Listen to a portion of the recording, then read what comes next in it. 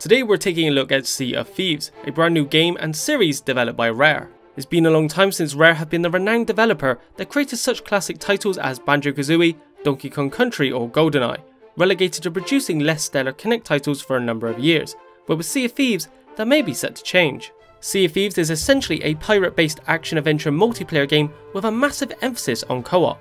In fact, the world you inhabit is a shared one, meaning you'll be running across tons of other random players online and forming your own crew to tackle the high seas, as well as other treasure-hungry pirates along the way. It'll be very important to communicate with your crew, as you'll need to delegate different jobs between yourselves to man your mighty vessel, from steering, managing the sails, operating the cannons, bailing water and more. Thankfully, you won't be forced to input your mic to communicate if you don't want to, as you'll have a wheel of phrases and emotes to easily converse with others should you need to. With that said, you'll absolutely get greater enjoyment if you're playing with people you know and you're all mic'd up. When it comes to your own character, in a controversial move, you won't have free reign to craft their appearance like with many other similar games. Alternatively, you are presented with 8 randomly generated pirates to pick from, with the ability to generate additional ones if you don't like any of those. This should theoretically mean no two pirates look the same, as Rare believes most people choose the default option that this system hopefully eliminates. In terms of weapons, there are 4 in the game that you'll wield against enemies and other online players: a simple cutlass, a pistol, a blunderbuss, and a sniper. You will never acquire more powerful versions of these weapons in a move that Rare hopes will keep an even playing field, giving a new crew an equal opportunity to defeat a long-time player crew, with the deciding factor being skill alone.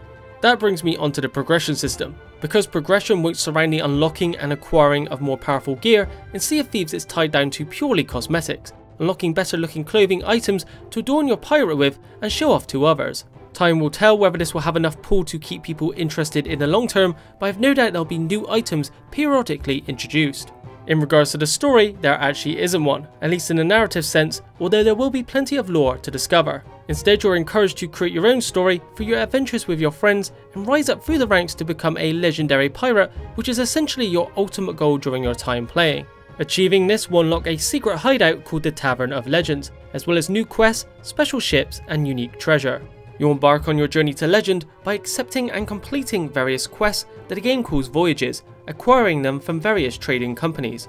These trading companies will give you distinctly different kinds of tasks, with the gold hoarders assigning you with solving riddles to find buried treasure, the Order of Souls offering up bounty hunts to defeat skeleton crews and retrieve special skulls, or the Merchants Alliance has you ferrying different items such as small animals, attempting to keep them alive along the potentially treacherous journey.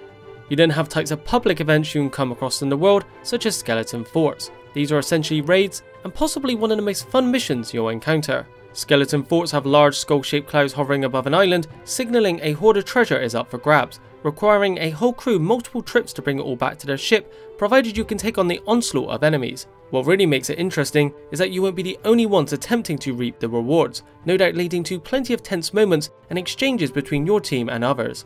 On your travels, you might also come across a kraken that will try to tear your ship apart, giving you the opportunity to try and actually fight and bring down the legendary sea monster, but you can be certain that it won't be an easy task. You can pick up Sea of Thieves next month on the 20th of March for the Xbox One and PC. The game is part of the Play Anywhere scheme, so if you purchase it digitally for either platform, you also get the other completely free. Not to mention you'll be able to play with players from both platforms thanks to crossplay, which is always nice. It's also an Xbox One X enhanced title, supporting HDR and apparently running at a native 4K, so it should look pretty great on the right 4K TV, really showing off Rare's fantastic iconic art style. Sea of Thieves is easily the most promising title that Rare have developed in many years, and considering it's one of Xbox's biggest games this year, there's a lot riding on it for both Rare and Microsoft for it to succeed. With the nature of the game having such a massive focus on multiplayer and co-op, I think its potential failure or success will be weighed heavily on how many players pick it up in the early days of its release and how much longevity there will be to keep them invested for the months ahead. With that said, I'm excited to see the great moments that crews will certainly create as they travel the high seas, and hope this has given you a good idea of what to expect if you're interested in checking it out. That's it for this video. If you enjoyed it, be sure to leave a like and subscribe to see more content just like this. Click the thumbnail on the left or right for another of my videos. Thanks for watching as usual, and I'll see you on the next video.